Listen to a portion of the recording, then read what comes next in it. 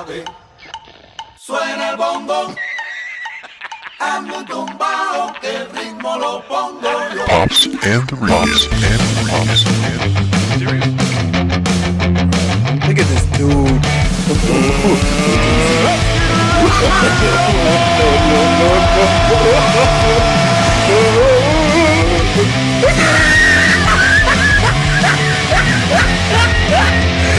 Look at the top of his head.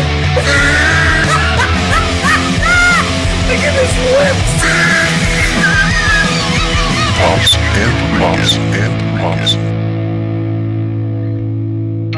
Should I not be charming until you flick the switch or what? Right. You can go ahead and be charming at any point. I don't want to waste. I don't have charm to waste, man. We don't want you like throwing a joint or something because you started charm way too early. Yeah. Uh-huh. So anyway, So you didn't answer my question. Are we recording now or no? we are the recording is going, but what we're doing right now probably won't show up in the podcast. We'll edit it out. Why? This might be the best stuff. That's the best stuff, right? Exactly. Well, we can keep some of it in if you'd like. Yeah. Well, It's it's always tricky. It's always tricky doing radio, like phoners on the radio because you have to. You don't know. The guy calls you. You don't know if you're on the air or not. You're like, I mean, for podcasts it's one thing because you guys can edit it out. But the guy will call you. Hey, Dennis, how you doing? You're like, and if it's the kind of thing where you want to be funny and you start being funny and then they go, okay, we're gonna get you on right now. And you go, oh man, I just wasted my charm. Well, if you like, I can give you a little warning of when we're going to really start in with the good stuff. Yeah, let me know. That was one I called. I got you. No. Well, let's get rolling here. This is the Pops and the Rican show, and I'm Pops. And I'm the Rican. And that makes this the Pops and the Rican show. Put it together. And today we are visiting via the wonderful. It's voodoo. That's all it is, people. We're connected on the computer thing with that interweb thing or whatever. I don't know how they do it. Yeah. But there's some guy named Skype. Yeah. He's taking care of it. Yeah. And he's got us connected all the way to the left coast. That's where our guest is. Yes. And so today we're joined by a guy that I have gotten to know just briefly over the last couple of years, and I find him to be one of the funniest people that I have had the privilege of getting to know, which means he's funnier than you. Of course. Yeah. So anyway, we're joined. Oh well, you're being too kind and you're putting too much pressure on me. Too much, right? Yeah, exactly.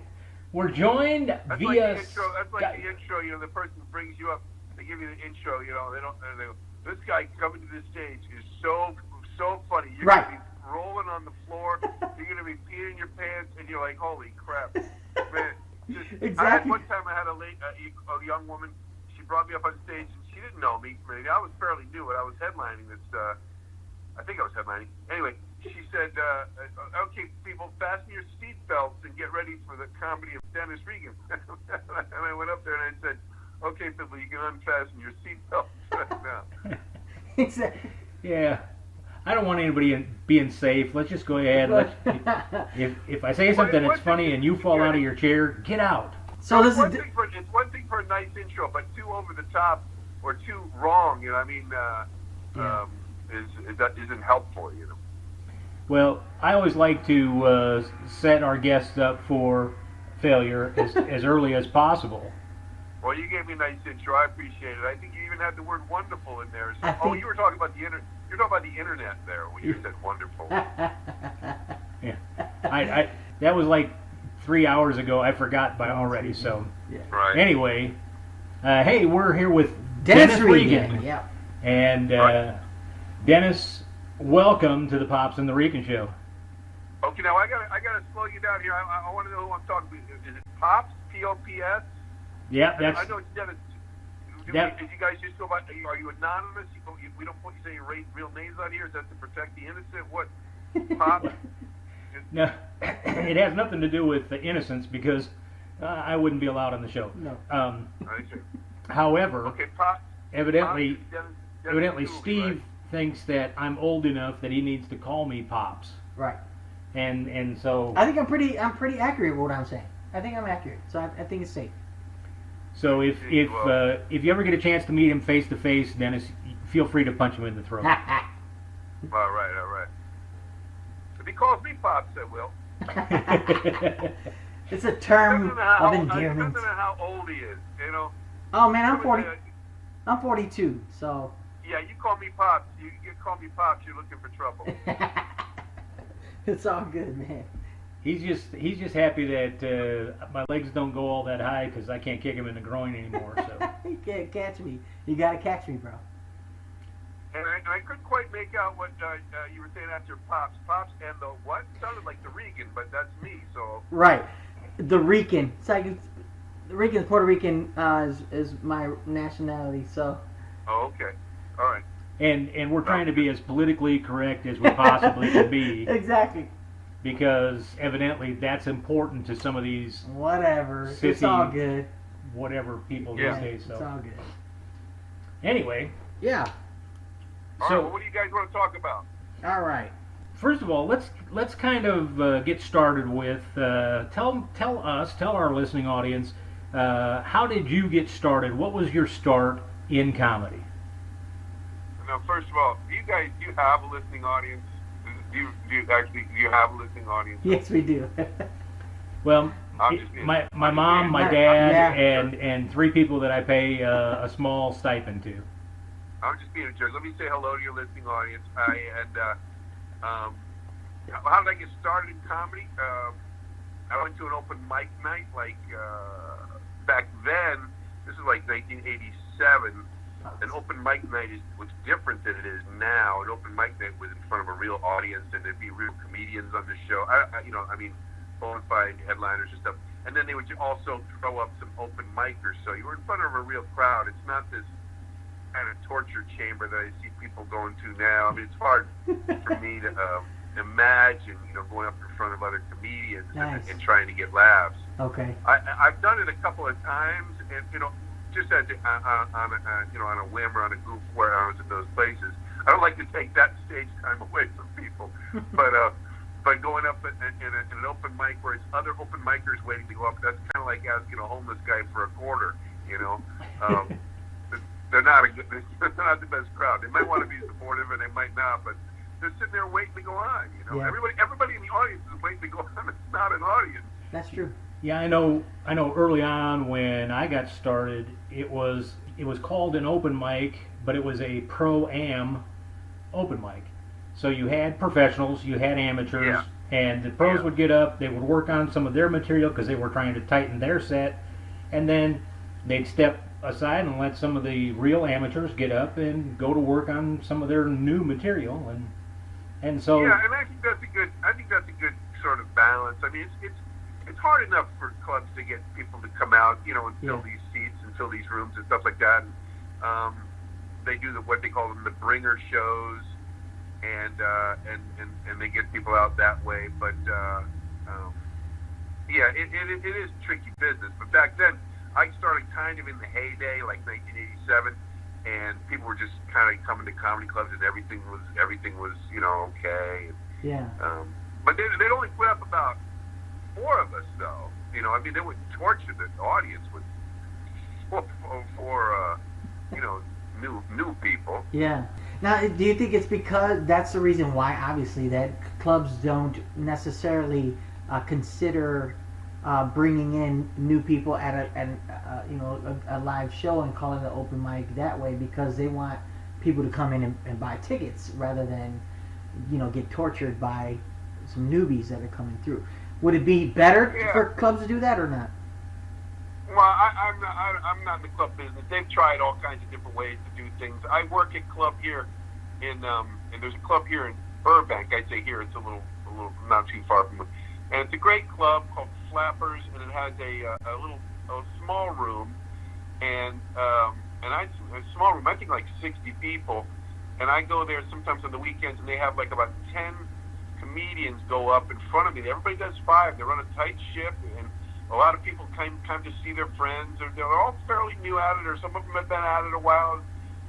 That's the spot, that's the spot they get those spots. Some of them have been at it, some of them are great. They pepper in great comedians, writers from Conan and stuff like that, great comedians. So it's, and everything's quick. So if someone's not polished, they're off in a bit. And then I go up and close it and do like 20 minutes, and it's a lot of fun for me. And that's how I kind of throw out new material. Yeah. And get new material working, because I can't. I'm working a lot of events and stuff like that where it's really hard to just pop new ideas out. So I do it there. Nice.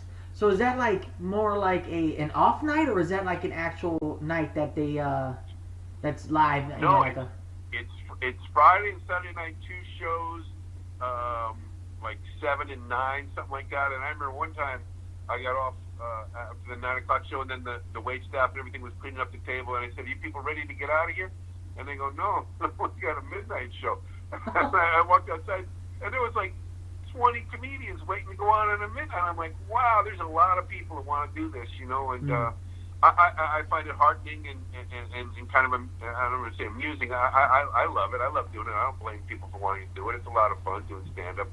But it's a tough road now for people. You really going to have to love it to pursue it, Yeah, I know. My son he moved up to Portland because he's wanting to get his feet in the comedy scene, but he doesn't want to be dealing with the broad shadow of his fat daddy, and so he went to Portland. And there's 2 or 3 places in Portland that have midnight shows, because he'll text me and he'll say, "Yeah, I just got done with a midnight show," and I'm like, "Why are you texting me? You're 3 hours behind me. I'm sleeping. Leave me alone." But right. But yeah, there are those places, and I think the young comics today they're looking for stage time, so they don't mind doing those midnight open mics. Right, and I mean, I'm grateful, and I'd be grateful that when people would come and sit and listen. I mean, because there's so much comedy on Netflix and on TV and all that stuff. Now, it is people that have never gone to comedy, I'm still surprised by this sometimes. They'll come up to me, if I'm working a cruise ship or whatever, and they'll say, "I've never been to a comedy show." And I'm like, it's so much better. It's so much better to go and sit in the room and be there live than to watch it on TV. Exactly.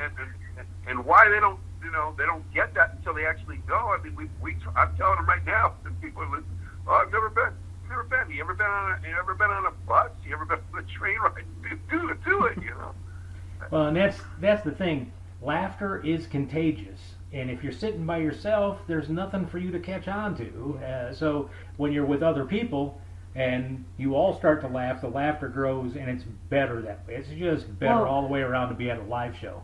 If you think about it, when you're with your buddies, when you're out with your friends, that's when you're really having a great time, when you're like zinging each other and cracking jokes and stuff, and that's when it's really live. So if you're out and about with your friends and family and enjoying a good show, then it's obviously way better than just sitting by yourself. Absolutely right. I mean, to say that laughter is contagious it can't be overstated. I mean, you're sitting at a table. I'm talking about, like, if you're in the audience, and you look over, you see your buddy laughing, and you go, "All right, Johnny's laughing. Johnny thinks that," you start laughing. It's just the way it works. I don't understand the psychology of it, but that's the way it works. And the opposite is true too. If you look over and you see your buddy just staring at their cell phone, and you're like, that has the opposite effect. Being front on the stage, you see this, and you read, and you go, that person just needs to get out of there and get out. There could be a real person in that seat, a real audience member, not somebody just being a drain or right. Yeah. Good. Well, I wanted to piggyback off of what Dennis was talking about his son being not wanting to be under the shadow of his dad doing comedy. I wanted to know, obviously your brother is also a famous comedian too as well, a very hilarious comedian that everybody knows too as well. And I was wondering, how did you deal with being able to have to separate yourself so that people can see you and view you as not being under your brother's shadow or anything like that? Was that a tough transition? there's a lot of ways to answer that. When I started, he wasn't, and I don't know that I guess he's pretty famous now. A lot of people know, everybody in the comedy business knows him, and he's doing really, really well. So I guess he's famous. I mean, he does get recognized sometimes, but I get recognized sometimes. But anyway, when I started, he wasn't very far along at all. He wasn't even a headliner, so I didn't have that to go. I didn't have that as any kind of a burden or anything when I started. In fact, I just had benefits because I had someone that I could ask questions, somebody that knew something about the business and knew something about the craft that I could talk to that cared about me. Most people getting started don't have that. They might have people that support them, but people didn't know anything about the business. It was very what's the word, arcane. The information was kind of, you didn't know it. Now it's kind of out there. You and I, we're talking about it on the internet. People can learn about this stuff in a lot of different ways. Yeah. But back then, it was really fairly kind of guarded and hidden. You didn't know. You had to ask these questions, about to people. True. So I had it was a benefit at first, and there's times when it's a drawback now because Brian's, much a bigger name. But I don't like to. It just sounds like I'm starting to whine if I start to talk about the things that aren't cool about it. But I'll give you one example. I can come off stage after crushing at on a cruise ship or some show, and this actually happened. A woman comes up to me and says she's got her kind of her husband and family behind her. She says, "Are you Brian Regan's brother?" And I said, "Yes."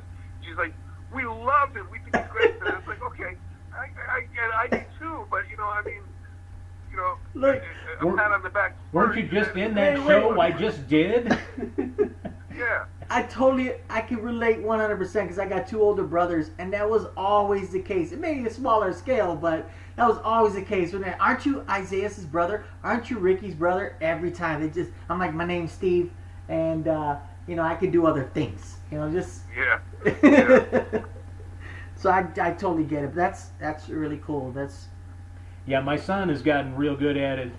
People will say, "So, are you in relation to Dennis Tooley?" He says, "I think we're like third cousins. I'm not sure." Oh, hey, throw me under the bus, kid. I don't care. So, and for those of you who really didn't catch on in this whole conversation, we're talking about Dennis's brother, his much older, really much older brother. Extremely older brother, Carl. So if you've heard of Carl Regan, no, I'm just kidding. Right. Yeah, well, there's probably people that don't know that. Well, I don't know if you guys mentioned him by name, but Brian Regan is my brother, and we probably, I don't know if we prefaced this by saying that, but there's people listening who, I got introduced. I did a show, and this guy is a cool guy, and he runs a cool room, and he's a fan of mine, and he's a fan of Brian's. And it was kind of one of those. Not a living community, where you got to be 55 or older to go. But anyway, great. I like that setup. I had a lot of fun at those. But the intro was part of the intro was he has a famous brother, and I'm like, oh my god, and I got to go out and tell him, kind of explain why I'm not famous and why my famous brother isn't famous. Yeah. I don't know what the percentages of people that know who he is, or Right. So anyway. This next guy is not quite famous, but his brother is real famous because his brother is a mass murderer. And no. Yeah, you just don't want intros. You don't want an intro that throws you a curve. I mean, you can handle them, but Right. it throws you a curve. You have a joke plan. You go, okay, I'm going to go out. I'm going to do this, and you go, okay. You might not have a joke plan, but you have something planned. And you go, okay, I'm going to go out, I'm going to do this, and you go, oh, no, I got to explain something first, Right, which is actually a good point. How do you approach writing? Because what we do in the show is that we like to introduce different ways, to other comedians that are either starting up or just inquiring about writing, because that's obviously one of the biggest deals. How do you do? What's your method of writing your material? Well, first of all, I'm not in a big hurry to trade my replacements. And that's what you guys do. I know it's kind of part of it, but there's a lot of it done, and I'm just sort of kidding. But that's kind of what we're doing when we give these tips. I mean, I could tell you to do this, and there's a lot of that going on in the internet, and Twitter, and all that stuff. But most of it are just like we're digging our own grave because everybody and his son, and everybody's doing comedy, you know. Yeah, that's true. I just want to ride this wave out for a few more years until it's time to put me out to pasture. And it's there's enough comedians out there, so the money just keeps coming down year after year. The money at the club does, which I don't work anymore, so I'm just kind of halfway. I'm kind of halfway bitching. But I'll tell you. What was the question again? Writing. Writing. That's a great technique. I don't want to answer that perfect. question, so I'm going to find something else to talk about, and then I'm going to say, I forget. What you wanted to know about my You want to first. know how I write? You want to know how I write or how I approach? You don't have. Yeah, it's just your approach. You don't have to give us like an in depth. Just your approach, because some people like I'm going to writing. give away my writing secret that took me 20 something years to come up with. Well, there's a lot of people. There's a lot of. I used to find this when I was new, that if you got advice from people, a lot of people would give you advice, and there would be these absolutisms that they would throw out, like you got to write every day, you got to write every day, and they can say that, and then they might write once a month or something like that, but they'll say you got to write every day, or they'll say you got to try something new every set. These absolutisms, I call it, and it's all nonsense. That's good. In my mind.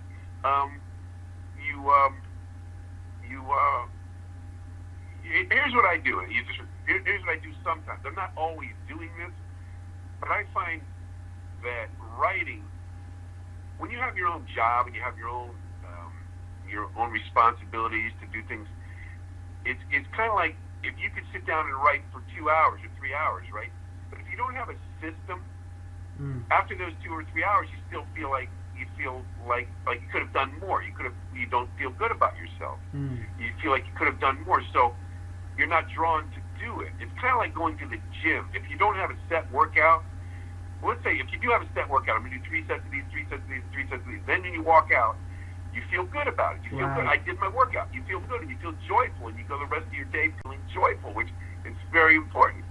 So I would do this. I would say, okay, I'm going to write for a certain amount of time a day, and it might be 15 minutes. It might be a half hour, and I would say, okay, and I'd take the little, put the pieces, the circles on the paper, and I'd highlight them when I did it, when I filled it in. I like things like that to give me visual clues or visual satisfaction. Like, okay, that's been highlighted, I did it.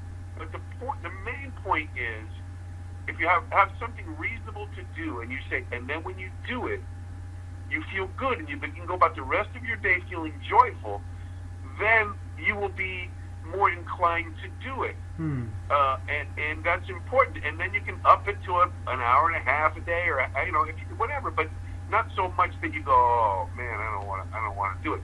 And I found that to be very helpful to motivate me. To motivate me to go, okay, I want to do the writing, and then I will feel joyful, and then I won't feel bad about myself the rest of the day, sitting there standing around going, oh, I didn't do any writing. I don't know how to sit down with a blank piece of paper. That's what I hear people say. Like I can't sit down to a blank piece of paper. Well, if you're a comedian, you should be thinking of funny things about 50 times a day. You know what I mean? Right. And maybe that's a high number, but it is. They should be coming to you, and you just jot them down. Now they're not always fully fleshed out bits. You just go, oh no, there's something funny about that. Right. There's something funny about that, and you write down that little note. You write down that thing, and I guess now people are putting them into their phone. I text myself sometimes, like that's something worth working on. That's something worth putting into the book, or tossing around, or maybe it's going to go into some other place. But you have to write it down because, 10 how many ever times a day these things come to you, and very rarely is it a full-blown bit. Right. And then when you sit down to work, you're not looking at a blank piece of paper. You're not going to sit down to a blank piece of paper and go, okay, I'm going to write bits about barbecues. That's not the way. That's not the way comedy comes to me. It doesn't come out of a vacuum. It comes out of experiences or other thoughts. So you go to your notebook and you go, oh yeah, that's funny. I can put that over here, and I can make that funny now, or whatever. But that's me going on a rant. That's good. I think one of the things that I want to kind of reiterate, I want to kind of repeat on, is when you started in on this topic, you hit something real important, and that's the fact that everybody's going to have their own system, something that works for them. Yeah. What works for Dennis Regan may not work for me, or it may not work for Steve, Right. but there may be something that I can learn from what you do for my system. But if you don't have a system where you're capturing your thoughts, where you're capturing those ideas, so that you can go back and you can really flush out those thoughts and you can edit and get rid of the clutter and all of that, then you're setting yourself up for failure if you don't have a system that works good for you. Yeah, and if you just think, if there's someone out there that just thinks, oh, I'm going to just, funny things are just going to come to me and then I'll throw them out when I'm on stage, then what you said is true. They won't succeed. You're going to need a lot more than that. Right. Okay. You'll need a lot more than that. And another thing I would say about writing is,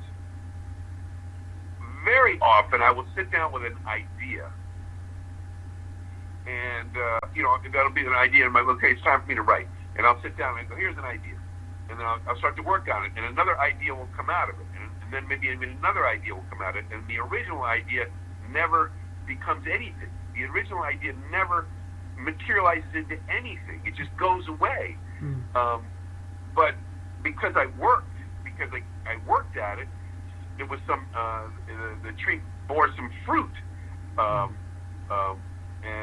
that happens most of the time, I'd say. Well, I don't know about most of the time, but it happens lots and lots of times where you sit down, and it's not, you don't need a great idea to sit down. You don't need a great idea. You just need to sit down and start working on that idea. Yeah. You can sit down and say, look, okay, what are funny words for drunk guys? And just start working on that, and then your brain will think you will remember a story like, oh, that guy that in high school that did that thing that time. Yeah. And then that, all your memories are connected, Yeah. And then when it starts to flow like that, you go, that was funny. I can say that happened to me. So really, that sounds more like allow it to be organic and yourself. And like when I first started writing, I was very mechanical in my writing, and you can tell when I was on stage just going from punchline, from setup to punchline. And then there was one time when my wife was like, you're funny when you're home, you're funny when you're around your friends, but when you go to do stand-up, it just seems so mechanical. And she's like, why don't you just take what you do in the living room to the stage? Because you're funny. And I think that transition from going from writing like that to just being myself made a huge difference, because it just became my voice, like who I am, rather than very meticulous and mechanical. Yeah, and most people don't get good advice like that from people. That was wonderful advice. So Dennis, let me ask you this: Are you a pen to paper writer? Are you a computer tapping writer, or do you maybe you because you did admit to being a little bit part of the elderly group that I'm in, you have a typewriter still? I don't know. A word processor.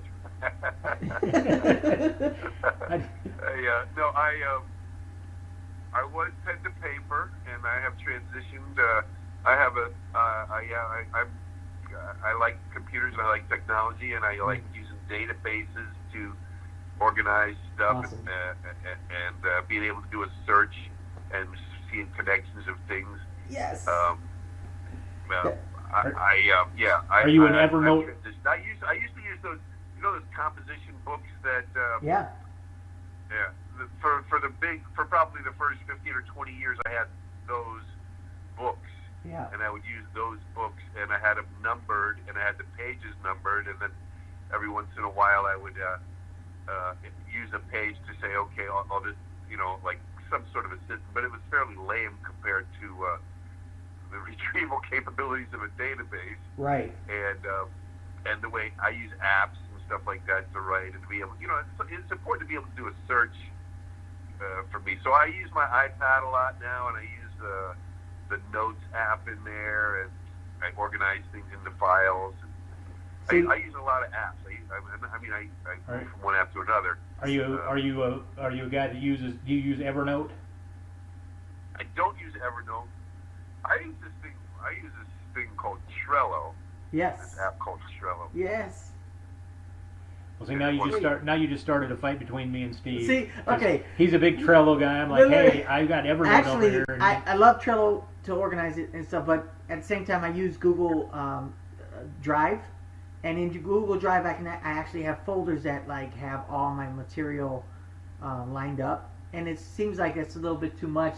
When I'm talking to certain comedians, I'm like, yeah, if you can make it cleaner, you can find this, find that, and they're like, it's too much. I just want to write in my book, and I get it.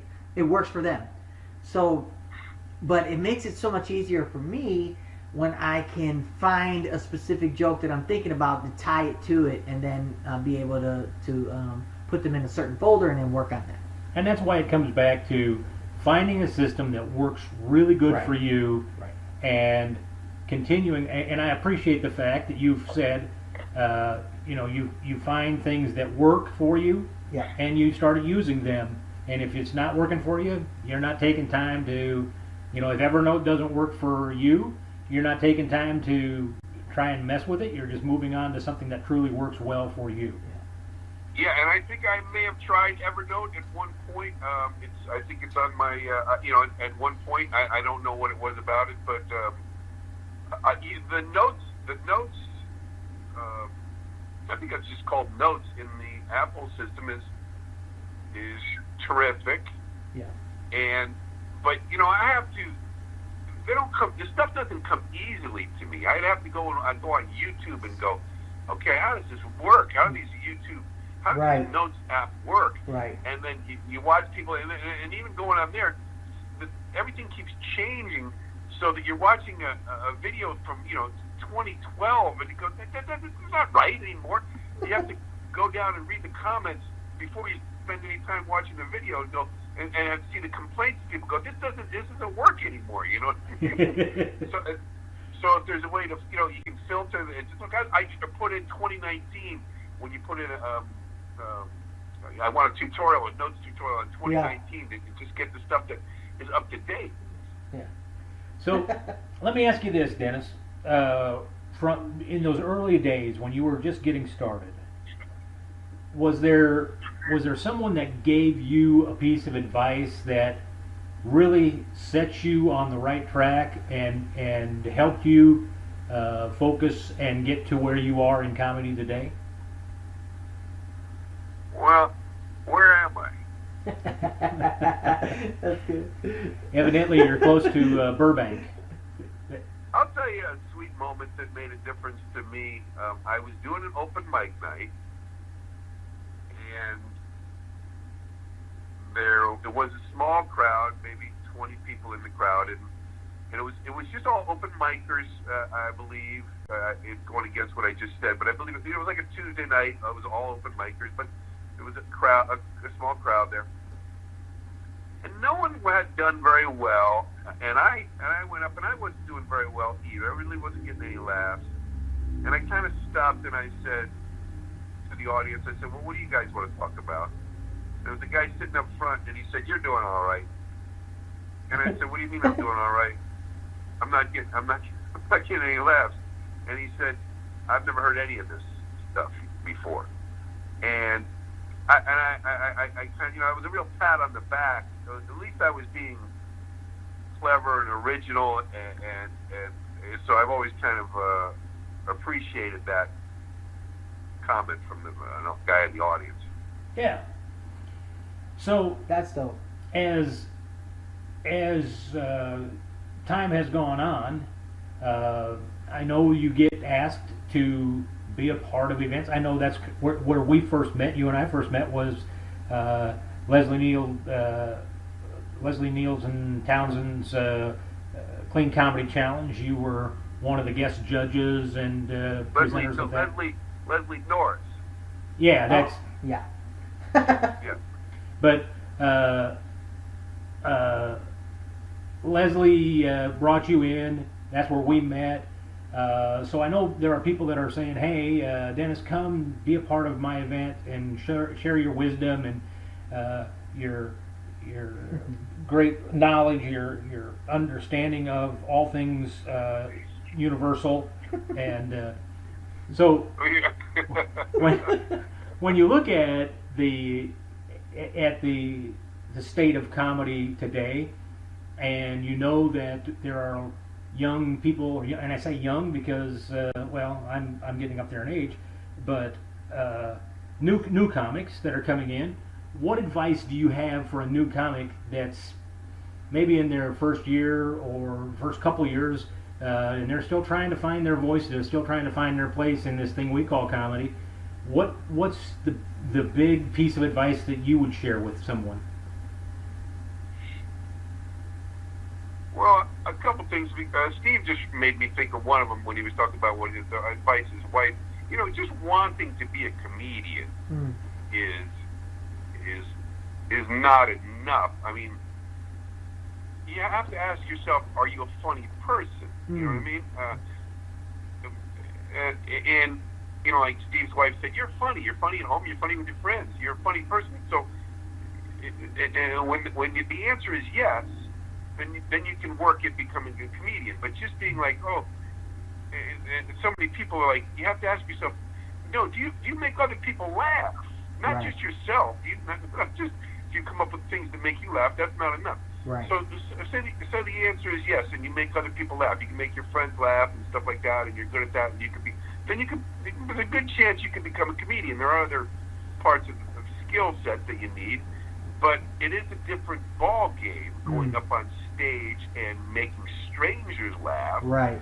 Because being funny at a party where you can sit back and wait for your spot or not do your line or make a decision as to not say something or just wait or be relaxed, that's different than going up on stage and then seeing all those eyes and all those people that have just paid to come in, and they're all like, okay, go. Yeah. Go, buddy. You're on stage. We want you to go.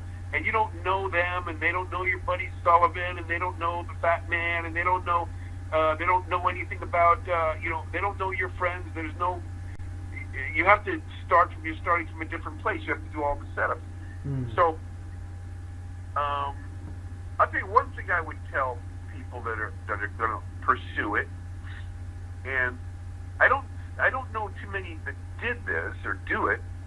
Everybody thinks that the material, it's all about the material and the writing and all that stuff, and that's the largest part of it. But there's performing and there's performance notes that what I would do when I would come off stage would be I would sit for a minute, and if something occurred to me, and it often did, something about my performance that could have been improved or something that I learned, and I would make notes, performance notes, and now that can be in a different, going into a different file, it'd be a different way to find those performance notes, because you kind of need to reinforce them later. Look over your notes and go, oh yeah, that's right, if that happens, I'm going to do this, if that happens, I'm going to do this. And by performance notes, I don't just mean, oh, I'm going to raise my eyebrow, when I say this line. That's not what I'm talking about. So when I'm talking about things that you learn, like I remember when I was in New York, in my time in New York, and I learned, there was, back then you could smoke in the clubs, and there was a lot more coughing. People would cough, not just because there was smokers, but just because there was places filled with smoke. Yeah. And there was coughing. There's still coughing. You try to do a set, you try to do a joke, and there's a cough over here. Well, I remember one time learning that, realizing that, okay, if someone coughs on your setup, when you're doing your setup, let's say it's just a two-liner, a setup and a punchline. If somebody coughs on your setup, the joke is not dead. You still got a chance, and you can still save this thing. If you just do the setup a little bit differently, just kind of do it again, but do it different. You can't just say, hey, I'm going to do my setup over. That doesn't work.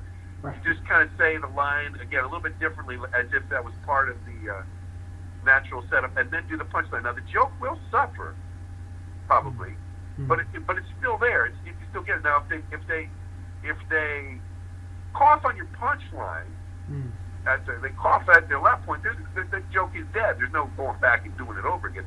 Now I bring that up because I remember learning that, and I remember going off stage and writing that down, that I had learned something pretty valuable, and that all of the performance notes aren't going to be that important or that big or come into play that often, but that one comes into play a lot, and when it happens, I know how to handle it, and I can salvage where I am if there's a cough or a laugh or if a table gets a drink gets knocked over on the table, those sorts of things, depending on the but the point is that I would make those sorts of notes, then go through those notes later and go, oh yeah, that's right, okay. So you have that information available to you when you're on stage and when you need it. Most people just come off stage and they just go up to their buddy and they go, how'd you do? That's valuable time too, not just stage time. The time after stage time is valuable time to reflect on what you learned when you were up there. Yeah, Right. That's good. So, are you a guy that records every one of your sets, or do you rely more on that time where you sit down and take notes about what you just did? Yeah, there's people that say you record every set. I almost never record my sets. Almost never. Now I did when I was new, and I found it to be important and valuable. Yeah. And because you'd listen to it and you'd go, oh well, no wonder they didn't laugh. I rushed the setup, or I said the wrong word, or I just mumbled. I spoke too fast. Yeah.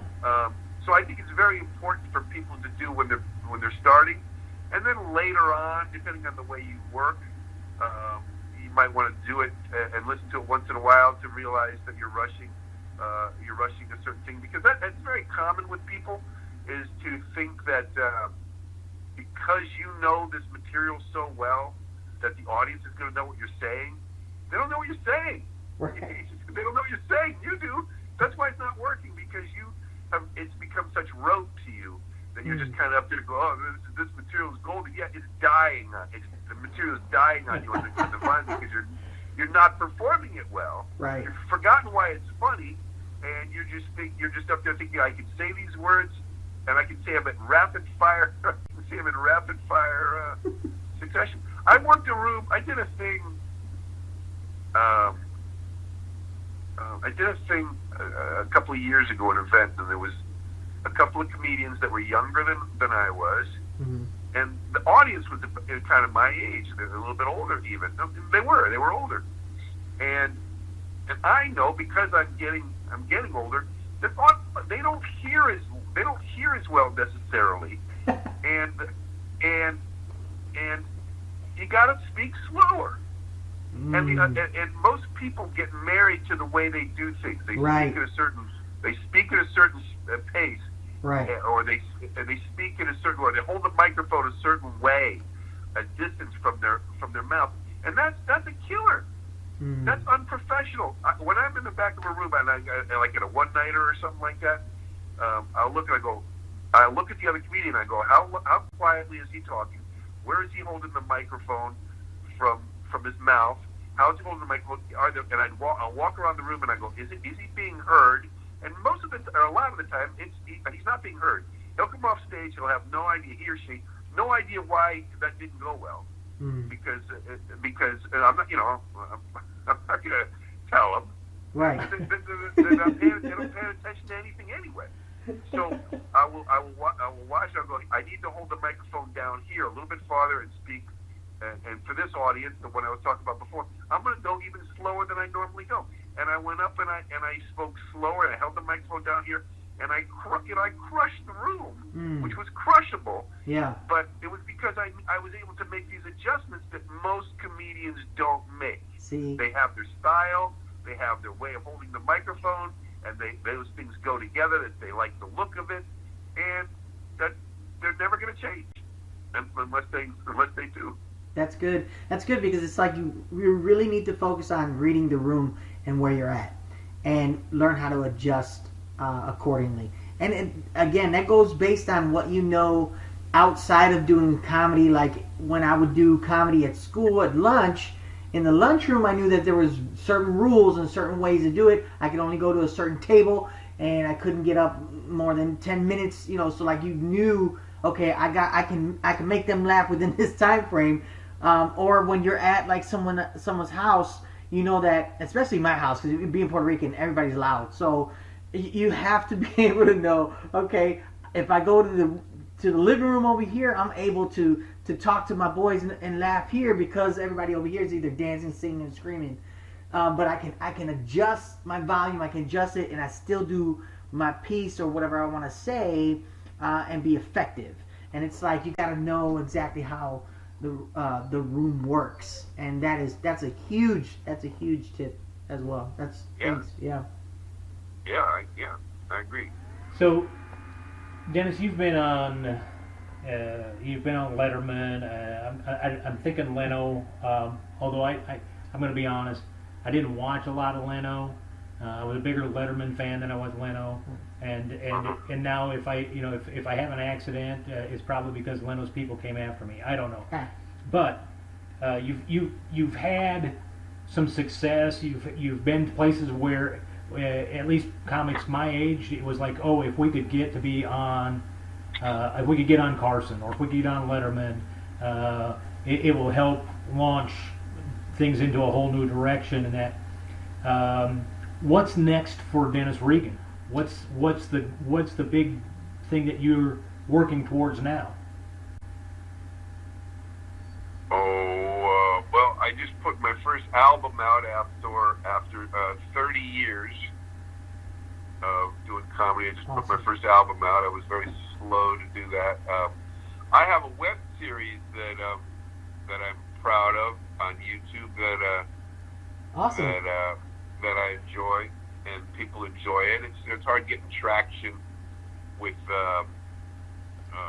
with just putting up comedy, putting up a video every couple of weeks. But it's called That Darn Dennis. It's called That Darn Dennis, and I got like 2,000 subscribers now. I did just share an episode from your web show on YouTube there, because it hit right in my heart, because you were talking about the popularity of the name Dennis. Oh. And that one really resonated with me, because there's a need for people to rejuvenate and start using the name Dennis and get it popular again. Yeah, well, that's part of the goofy idea. I don't really care if they do or not.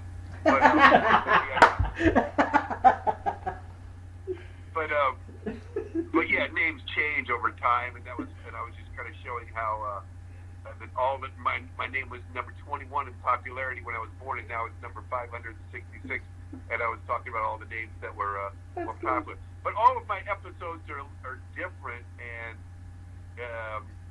I just put out one that you guys would like. I think it was I put it out a couple weeks ago. It's called Problem People at Comedy Clubs, and it's about 30 minutes long. It's one of my longer episodes, and it talks about the crap that we have to deal with at comedy clubs in the form of people that don't know how to behave. And I'm not just talking about hecklers, but I'm talking about Mr. 2 Cents that sits up front and has a joke for every joke that every time you do. And I really give an inside look. I really give an inside look into what it's like to be up there. Perfect. And that's great, because we're starting up our comedy club as well, Gutty's Comedy Club, and we've been doing shows, and there's always somebody out there that the thing is, we need to educate it's like almost like we need to re-educate everybody on how to act at a comedy club.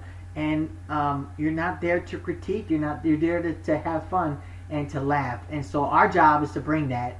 But there's a lot of people that think they can now, just stand up in the middle of a show and just start having conversation. and it's like, you guys, we need to educate you on how Yeah, we call those. it works. We call those idiots. Exactly.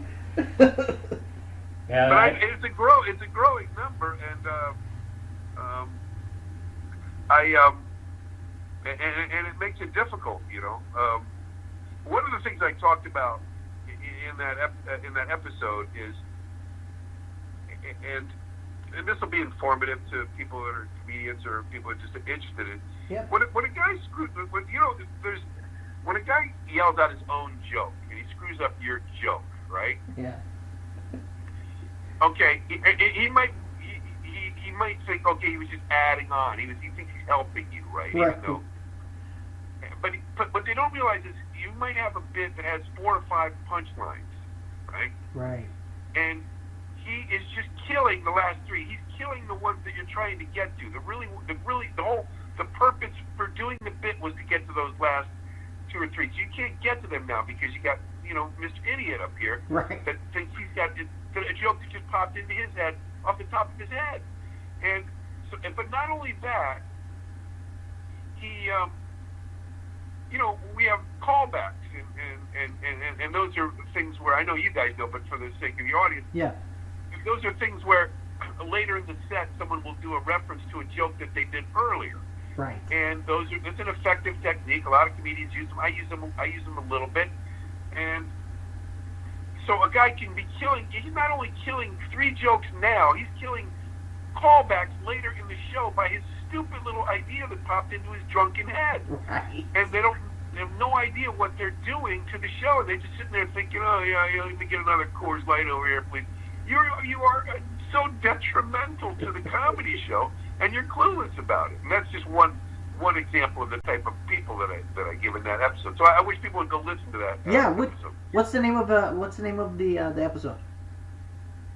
The name of that episode right now is Problem People at Comedy Clubs. But you know how you can change names? Yeah. And I think I'll leave it at that, though, because Okay. now I'm plugging it on your thing. But, I mean, if people are listening to this 200 years from now, you might have a different name by then.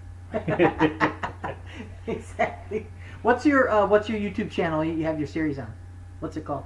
Is it just your It's personal? It's called That Darn Dennis. Nice. Okay. Awesome.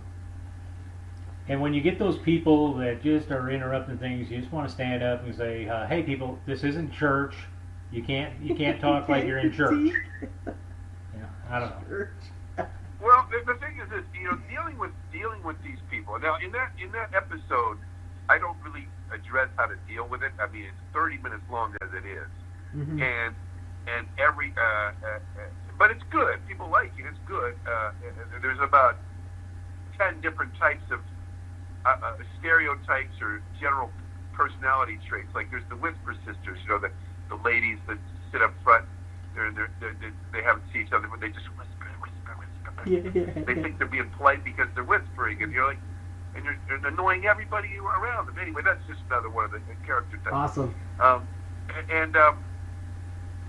forget where I was going. I don't want to keep doing this. Well, this is helpful because I don't know that we necessarily need to go through the whole episode, although we could if you wanted to.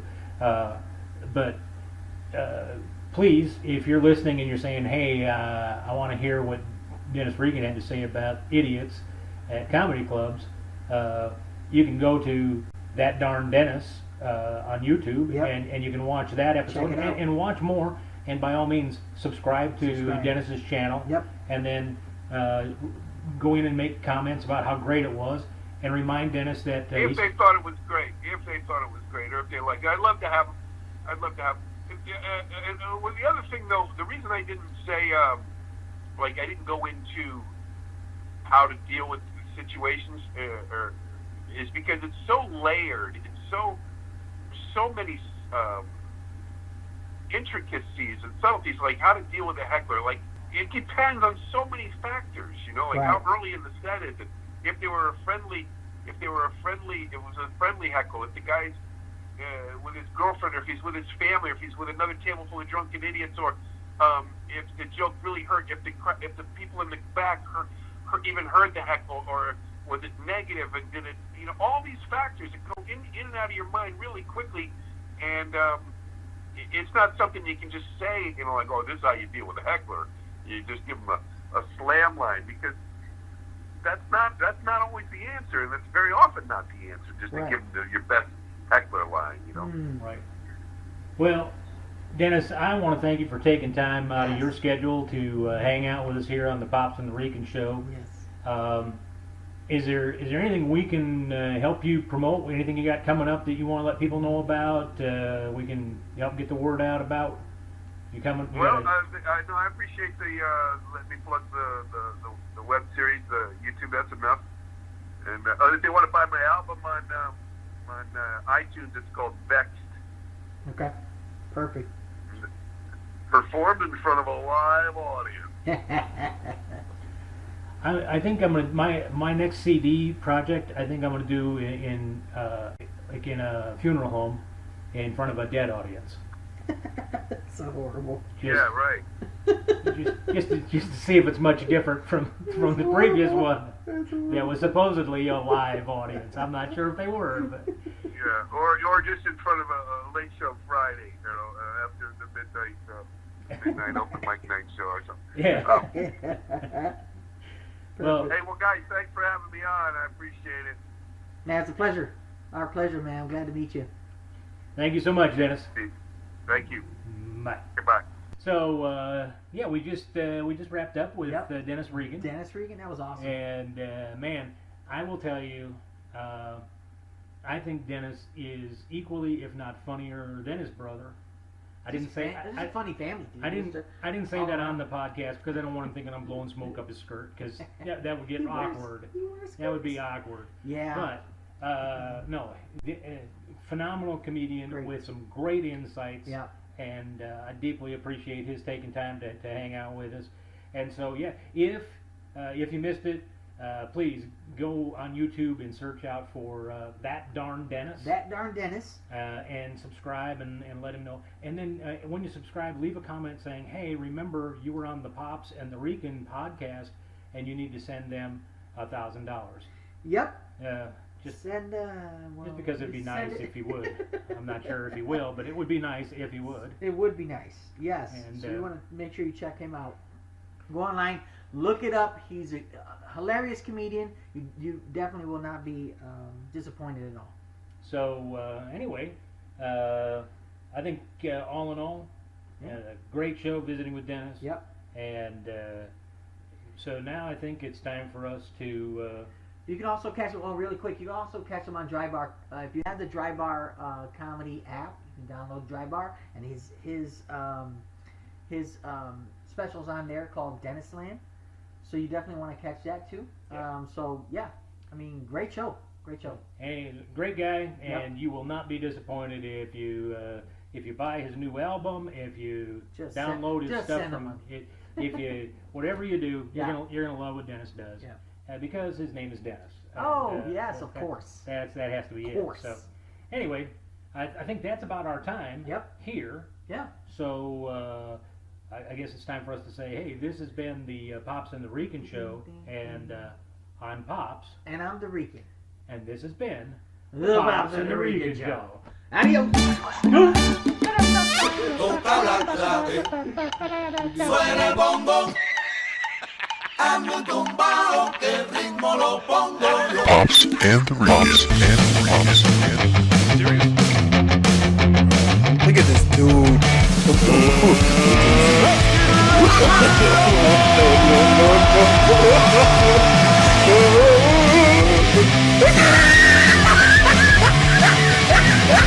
Look at the top of his head.